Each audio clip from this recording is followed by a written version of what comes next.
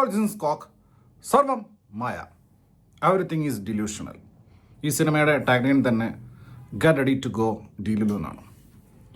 ഇതൊരു horror comedy fantasy ജോണറിൽപ്പെടുന്ന സിനിമയാണ്. Akhil സത്യനാണ് writer, director, Pachu അത്ഭുതോടൊപ്പം അദ്ദേഹം തന്നെയാണ് ഇതിൻ്റെ എഡിറ്ററും കൂടെ. രതിൻ രാധാകൃഷ്ണൻ, DOP ശരൺ നാവേല. ഇതിനൊരു ഫീൽ ഗുഡ് കോമഡി പടത്തിൻ്റെ മീറ്ററിലാണ് ചെയ്തേക്കുന്നത്. പിന്നെ അഖിൽ സത്യൻ്റെ പാച്ചു അത്ഭുതോടൊപ്പം കണ്ടവർക്കറിയാം പുള്ളിയുടെ മേക്കിംഗ് സ്റ്റൈൽ അതിനനുസരിച്ചാണ് പോയിരിക്കുന്നത്. മ്യൂസിക് ആൻഡ് ഒറിജിനൽ സ്കോർ ചെയ്തിരിക്കുന്നത് ജസ്റ്റിൻ പ്രഭാകരനാണ്. ബാക്ക്ഗ്രൗണ്ട് സ്കോർ പുള്ളിയുടെ ഏരിയയാണ്. അതായത് പാച്ചുവിലും പുള്ളി ചെയ്തിട്ടുണ്ട്. ഈ വർഷം ഇറങ്ങിയിട്ടുള്ള ലാലേട്ടൻ ഹൃദയപൂർവ്വം, ഇനി കുഞ്ഞിരാമണം മുതൽ അത് പുള്ളിയുടെ ഏരിയയാണ്, പുള്ളിയുടെ സോണാണ്. അത് പുള്ളി നൈസായിട്ട് ചെയ്തിട്ടുണ്ട്, സീൻസിനനുസരിച്ച് അടിച്ചിട്ട് ചെയ്തിട്ടുണ്ട്. പക്ഷെ പാട്ടുകളൊന്നും കൊള്ളൂല, ഒരു നല്ല പാട്ട് പോലും ഇല്ല. പിന്നെ ഇതിലൊരു വിറപ്പിക്കൽ പാട്ടുണ്ട്, അത് ഞാൻ കുറച്ചായിട്ട് പറയാം. അപ്പോൾ നമ്മുടെ നിവിൻ പോളി ആണ് കഥാനായകൻ. പ്രബേന്ദു എന്നാണ് പേര്. എയ്ത്തീസ്റ്റാണ്. അപ്പോൾ എയ്ത്തീസ്റ്റായിട്ട് പിന്നീട് പൂജാകർമ്മങ്ങൾ ചെയ്യാൻ പോകുന്ന ഒരു ആൾ. അപ്പോൾ അതിൽ തന്നെ ഒരു കോൺട്രാഡിക്ടറി ആയിട്ടുള്ള സാധനം അതിലുണ്ടല്ലോ. അപ്പോൾ അതെങ്ങനെ സംഭവിച്ചു, അതിന് ശേഷമുള്ള കാര്യങ്ങളൊക്കെയാണ്. പിന്നെ റിയ ഷിബു നായികയായിട്ട്. റിയ ഷിബുവാണ് ഇതിൽ ഡീലിലു എന്ന് പറയുന്ന കഥാപാത്രം ചെയ്തിരിക്കുന്നത്, മായ. പിന്നെ അജു വർഗീസ്. അപ്പോൾ ഈ സിനിമ തുടക്കം തന്നെ വളരെ എങ്ങനെ നൈസായിട്ട് ഇങ്ങനെ പതുക്കെ ഓരോ ക്യാരക്ടേഴ്സ് വന്ന് അവരുടെ കോമ്പിനേഷൻ സീൻസ്.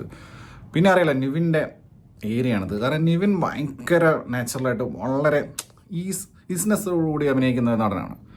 അപ്പോൾ പുള്ളി അങ്ങനെ ഇപ്പോൾ നമുക്കറിയാം, എക്സാമ്പിൾസ് പറയണ്ടല്ലോ, ഇപ്പം പഴയ ലാലേട്ടൻ ചിത്രങ്ങളൊക്കെ ഉള്ള പോലത്തെ കഥാപാത്രങ്ങൾ വരുന്ന സമയത്ത് പുള്ളിയുടെ ഏരിയയിൽ പുള്ളി അടിപൊളിയാണ്. ഈ സിനിമ നിവിൻ ആയതുകൊണ്ട് തന്നെ ഇങ്ങനെ കണ്ടിരിക്കാൻ ഭയങ്കര രസമായിരുന്നു. കാരണം പ്രത്യേകിച്ച് അജുവായിട്ടുള്ള ടൈമിങ്, അവർ അത്രയും റിയൽ ലൈഫ് ഫ്രണ്ട്സാണ്. അപ്പോൾ അതിൻ്റെ ഒരു ഗുണം ഈ സീൻസിലും കിട്ടുന്നുണ്ട്. അജു നിവിനും തമ്മിലുള്ള സീൻസൊക്കെ ഭയങ്കര ടൈമിങ്ങും കെമിസ്ട്രിയും അവരുടെ ഗിവ് ആൻഡ് ടേക്ക് സാധനമൊക്കെ. പിന്നെ ഈ റിയ ഷിബു ആയിട്ടുള്ള സീൻസ് ആയി കഴിഞ്ഞാലും ഈ നടി അതായത് നെപ്പോക്കിഡാണ്, തമീൻസിൻ്റെ മോളാണ്, മറ്റേ ഇവരെ ബ്രദർ നടനാണ് ഹൃദിൻ ഹാരോൺ. പക്ഷെ ഒരു നെപ്പോക്കിഡ് എന്നുള്ള നിലയ്ക്കല്ല, വളരെ ആ ക്യാരക്ടർ ഒരു ജെൻസി, ഒരു കേപ്പ് ഫോളോ ചെയ്യുന്ന ഒരു ക്യാരക്ടർ എന്ന നിലയ്ക്ക് അവർ വളരെ നൈസായിട്ട്, എസ്പെഷ്യലി ഡബ്ബിങ് ഒക്കെ, അതായത് ക്യൂട്ട്നെസ് വാരി വിതറി ചളമാക്കിയേക്കാവുന്ന ഒരു ക്യാരക്ടറായിരുന്നു. ഇത് ചെയ്തത് വൃത്തി ചെയ്തിട്ടില്ലെങ്കിൽ കയ്യിൽ നിന്ന് പോണ സാധനം റിപ്പീറിൻ്റെ ഏറും കളിയായിപ്പോനെ. പക്ഷെ ഇത് ഒട്ടുമില്ല, മാത്രം നല്ല നൈസാണ്. അതായത് ഓവർ എക്സ്പ്രഷൻ ഇടാണ്ട് കറക്റ്റ് അളന്ന് മുറിച്ചവർ ചെയ്തിട്ടുണ്ട്. ചില സമയത്ത് ഇവരെ കാണുന്ന സമയത്ത്, നടിയെ കാണുന്ന സമയത്ത് നമുക്ക് ഒരു ടൂത്ത് പേസ്റ്റിൻ്റെ ഇടയിലേക്കുള്ള അത്രയും വളരെ അങ്ങനത്തെ അത്ര പെർഫെക്റ്റാണ്. അതാണ് പിന്നെ റിയ ഷിബുവിൻ്റെ കാര്യം പറഞ്ഞു കഴിഞ്ഞാൽ. അങ്ങനെ കുറേ കോമഡി സീൻസ്, പിന്നെ ഇതിൽ ഒരുപാട് ആക്ടേഴ്സും ആക്ട്രസസും അഭിനയിച്ചിട്ടുണ്ട്. അപ്പോൾ അതുകൊണ്ട് തന്നെ എല്ലാവർക്കും വലിച്ചു നീട്ടിയ സീൻസ് ഒന്നുമില്ല. പക്ഷേ ഉള്ളവരൊക്കെ കറക്റ്റായിട്ട് കാസ്റ്റ് ചെയ്തിട്ടാണ് വെച്ചിരിക്കുന്നത്.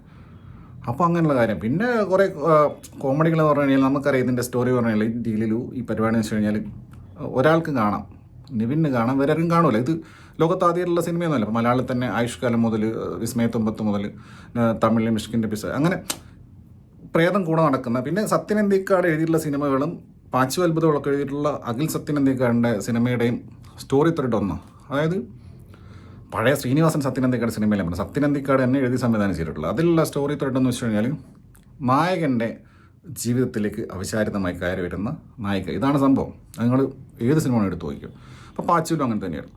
പക്ഷേ ഇതിൽ കയറി വരുന്നത് ഒരു പ്രേതം ആണെന്ന് മാത്രം. അപ്പം അങ്ങനെ രസകരമായിട്ടുള്ളൊരു പ്ലോട്ട് ഓൾറെഡി സെറ്റ് ചെയ്തുകൊണ്ട് കോമഡിയൊക്കെ വർക്കൗട്ട് ഈസിയാണ്. കാരണം ആ ഒരു സാധനം ഉണ്ടല്ലോ, ഒരു സീനിൽ തന്നെ നായകൻ കാണും, പിന്നെ ആ സീനിൽ ഡിലീറ്റ് ചെയ്ത് നായിക ഇല്ലാതെ കാണിക്കുമ്പോൾ നായകൻ ഒറ്റയ്ക്ക് സംസാരിക്കുന്ന കൈൻഡ് ഓഫ്. പക്ഷേ അതെല്ലാം കയ്യിൽ നിന്ന് പോയേക്കുന്ന സാധനങ്ങളാണ്. കാരണം നമ്മൾ കണ്ടുമെടുത്തിട്ടുള്ള ചളി സാധനങ്ങളായി പോയേനെ. പക്ഷേ പിന്നെ ഈ നിവിൻ ഉൾപ്പെടെയുള്ള ആളുകളുടെ പെർഫോമൻസസ് കൊണ്ട് പടം നല്ല രീതിക്ക് നല്ല ഫ്ലോയിൽ ഇങ്ങനെ പോകുന്നുണ്ട്.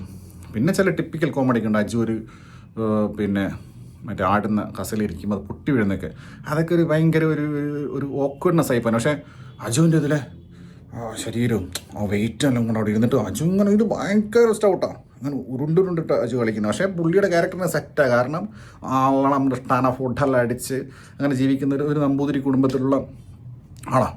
നിവിനും നമ്പൂതിരിയാണ്.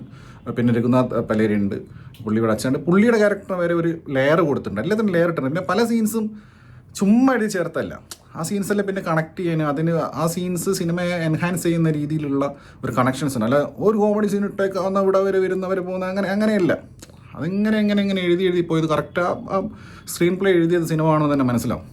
അത് വെൽ എക്സിക്യൂട്ട് ചെയ്തിട്ടുള്ള നൈസായിട്ടുള്ള ഒരു സിനിമ. പിന്നെ ഇതിൽ പറഞ്ഞു പോകുന്ന വേറെ കാര്യം, ദൈവം, വിശ്വാസം, ദൈവമുണ്ടോ, എന്താണ് വിശ്വാസം എന്നൊക്കെ ഇങ്ങനെ ക്യാപ്സ്യൂൾ പോലെ ഇങ്ങനെ പറഞ്ഞു പോകുന്നുണ്ട്. അതേസമയം എയ്ത്തിസ്റ്റ് ആയിട്ടുള്ള പിന്നെ നായകനാണല്ലോ. അപ്പോൾ പുള്ളിയുടെ ഡയലോഗ്സിൽ, അതായത് മോഡേൺ ആയിട്ടുള്ള ടെക്നോളജി, ഇപ്പം ഇതിൽ അജു പറയുന്നുണ്ട്, ഞാൻ വാട്സപ്പിൽ PDF ഫയലായിട്ട് മന്ത്രങ്ങൾ അയക്കുക, എന്നിട്ട് നിവിനിങ്ങനെ പ്രസ്, അതായത് അങ്ങനെ ഇവരിതൊരു പക്ക ഒരു പ്രൊഫഷനാക്കി എടുത്തേക്കുന്ന ആൾക്കാരാണ്. ഇവർ ബ്രാഹ്മണ കുടുംബമാണ്, പക്ക പ്രൊഫഷണലാണ്. അവർക്ക് ഇങ്ങനെ ബാധയുണ്ടെന്നു, ഇത് ഒഴിപ്പിക്കണമെന്ന്, അതിൽ ഒഴിപ്പിക്കാൻ പറ്റുന്നവർക്ക് വിശ്വാസം ഉണ്ടായിട്ടൊന്നുമല്ല. ആളുകൾ അങ്ങനെ വിശ്വസിക്കുന്നതുകൊണ്ട് അത് പൈസ വാങ്ങി ചെയ്യുന്ന, അതായത് കുറേ സീൻസ് ഒക്കെ ഉണ്ട് പൈസ കൃത്യമായിട്ട് കാണിക്കുന്ന. 10 രൂപ കൊടുക്കുമ്പോൾ പിന്നെ അജു നോക്കണമെന്ന് മുതൽ പിന്നെ അധികം പൈസ കിട്ടിയപ്പോൾ ഇവർ സന്തോഷിക്കുന്നു. അപ്പോൾ അങ്ങനെയുള്ള, അല്ലാതെ അന്ധവിശ്വാസം പ്രചരിപ്പിക്കുക എന്നുള്ള പരിപാടിയില്ല. പക്ഷേ അതേസമയം തന്നെ ഇവർക്ക് കംപ്ലീറ്റ്ലി ഈ സാധനം പിടിക്കേണ്ടതെന്നുള്ള ബാലൻസിങ് വേണമല്ലോ ഏത്. അതുകൊണ്ട് പിന്നെ ഇടയ്ക്കിടയ്ക്ക് ഇങ്ങനെ കമൻട്രി ഉണ്ടാവും, കഥാപാത്രങ്ങൾ പരസ്പരം സംസാരിക്കുന്നതായിട്ട്. മഞ്ഞമ്മലൊക്കെ ചോദിക്കുമ്പോൾ എന്താണ് ദൈവം എന്നൊക്കെ ചോദിക്കുമ്പോൾ അങ്ങനെ ഇതാണ് വിശ്വാസം, അതാണ് ഇത്, എന്താണ് സംഗീതം കേൾക്കുന്നില്ലേ, അപ്പോൾ കേൾക്കുന്നതാണ് വിശ്വാസം എന്ന് പറഞ്ഞിട്ട് അങ്ങനെ കുറേ ഉണ്ട്. പക്ഷെ അതൊന്നും ഫോഴ്സ്ഡ് അല്ല, ആർട്ടിഫിഷ്യൽ അല്ല. കഥാപാത്രങ്ങൾ പരസ്പരം കാഷ്വലായിട്ട് ഇങ്ങനെ നാച്ചുറലി സംസാരിക്കുന്നിടയ്ക്ക് അങ്ങ് പറഞ്ഞു പോവാണ്. ഒരു കഥാപാത്രങ്ങളും വെറുപ്പിച്ചിട്ടുള്ള ഏറ്റവും വലിയ ഉദാഹരണമാണ് നമ്മുടെ അൽത്താഫ് സലീം. പുള്ളിയൊരു ഡെലിവറി പോയിട്ടാണ്, പക്ഷേ പുള്ളി നൈസാണ്. അതായത് ഓവറാക്കാൻ വിടാതെ കറക്റ്റ് മീറ്ററിൽ പിടിച്ച്, പുള്ളിയുടെ സ്റ്റൈൽ അറിയാമല്ലോ, പുള്ളി സാധാരണ റിയൽ ലൈഫ് സംസാരിച്ചാൽ മതി. പക്ഷെ അതൊക്കെ വരുന്നത് പോകുന്നൊക്കെ സിനിമയ്ക്ക് നല്ല ഗുണമായിട്ടുണ്ട്. പിന്നെ അൽഫോൺസ് പുത്രൻ ഒരു സീനുണ്ട്, അടിപൊളി. പുള്ളി റിയൽ ലൈഫിൽ എങ്ങനെയാണ് അതുപോലെ തന്നെയുള്ള ഒരു വട്ടിന് ഡോക്ടറാണ്, ഒരു സൈക്കാട്രിസ്റ്റാണ്. പുള്ളിയുടെ ഇൻട്രോ നന്നായിരുന്നു. പുള്ളിയുടെ ആയിട്ടുള്ള ആ സീന്, നിവിൻ്റെ സീനൊക്കെ അടിപൊളിയായിരുന്നു.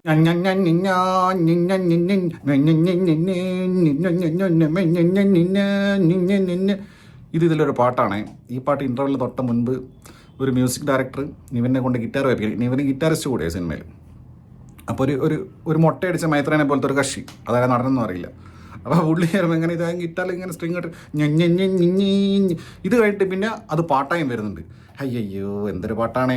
ഇതിലെ പാട്ടുകൾ ഇങ്ങനെ തന്നെ, അതായത് നമ്മൾ OTTയിലേക്ക് കാണുവാണെങ്കിൽ അടിച്ചു വിട്ടുകളി. ഞാൻ അടിച്ചു വിട്ടുള്ളൂ. കാരണം എന്ന് വെച്ച് കഴിഞ്ഞാൽ ഇതിങ്ങനെ അതാണ് ഞാൻ പറഞ്ഞത്, ആദ്യം ഇതിലൊരു വല്ലാത്ത ജാതി വെറുപ്പിക്കൽ പാട്ടുണ്ടെന്നും. ഇത് അവസാനം സിനിമ ആയിട്ട് അവസാനം ഇത് തന്നെ പിന്നെ ഇതിലൊരു ഉത്സവ പറമ്പിലുള്ള ആ ഒരു ഇതായിട്ട് ബന്ധപ്പെട്ട് നമ്മളെ വിനീത് ചാക്യാരൊക്കെ വരുന്നുണ്ട്. പിന്നെ അരുൺ അജികുമാറൊക്കെ വരുന്ന ആ ഒരു sequence, the whole sequence was really good. കാരണം അത് ഇങ്ങനെ ഒഴുകിപ്പോന്ന, അതിനിടയ്ക്കുള്ള ചില സീൻസും പരിപാടികളൊക്കെ ഉണ്ട്. പിന്നെ ഒരു മുംബൈ സീക്വൻസ് ഒക്കെ വന്നിട്ട്, പിന്നെ ഇതിൻ്റെ മീറ്റർ എങ്ങനെയാണെന്ന് വെച്ച് കഴിഞ്ഞാൽ വളരെ ലൈറ്ററായി തുടങ്ങി, കോമഡിയിൽ കൂടെ പോയി, ഗ്രാഫ് കയറി വന്ന് അവസാനം ഇമോഷണലാവുന്ന, സെൻറ്റിമെൻ്റലാവുന്ന, ഓൺ എ സീരിയസ് ഇതിൽ പറഞ്ഞു പോകുന്ന ഒരു സിനിമയാണ്. പ്രീതി മുകുന്ദനൊക്കെ വരുന്നുണ്ട്. പ്രീതി മുകുന്ദൻ നേരത്തെ മറ്റേ റിയ ഷിബു ടൂത്ത് പേസ്റ്റിൻ്റെ പരസ്യം എന്ന് പറഞ്ഞ പോലെ പ്രീതി മുകുന്ദൻ കറക്റ്റ് ജ്വല്ലറി പരസ്യത്തിലുള്ള പോലത്തെ അങ്ങനത്തെ കുറേ സീൻസും കോസ്റ്റ്യൂംസും ഇതൊക്കെ പരിപാടിയൊക്കെ ഉണ്ട്. അപ്പോൾ അങ്ങനെ ഒരു മൊണ്ണ കാമുകനുണ്ട് പ്രീതി മുകുന്ദന്. എന്തിനാണ് ഇവിടെ കരഞ്ഞതെന്ന് എനിക്ക് ഇപ്പോഴും മനസ്സിലായിട്ടില്ല.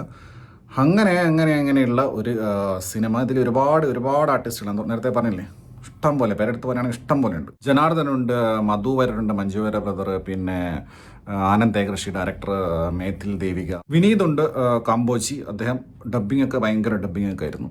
Acting also good. പിന്നെ ജയക്കുറുപ്പ്, അവരെ ഒരുവിധം എല്ലാ സിനിമയിലും ഇപ്പോൾ ഉണ്ടല്ലോ. അവർക്കുള്ള സ്പേസ് ഉള്ള ഒരു നല്ല നടിയാണ്. ഇതിൽ നന്നായി ചെയ്തിട്ടുണ്ട്.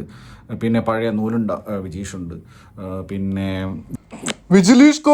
എല്ലാവരും അങ്ങനെ ചെയ്ത് പോയിട്ടുണ്ട്. പ്രിയ പ്രകാശ് വാര്യർ ഒരു പിന്നെ ക്യാമിയോയിൽ വന്നു പോകുന്നുണ്ട്. പിന്നെ ശ്രീകാന്ത്, മുരളി, അങ്ങനെ തുടങ്ങി മറ്റേ മറിമായത്തിലെ സലീം, അങ്ങനെ തുടങ്ങി കാണിപ്പയ്യൂർ വരെ ഈ സിനിമയ്ക്കകത്തുണ്ട്. സോ ക്രിസ്മസ് റിലീസായിട്ട് വന്നിട്ടുള്ള നിവിൻ പോളി ചിത്രം.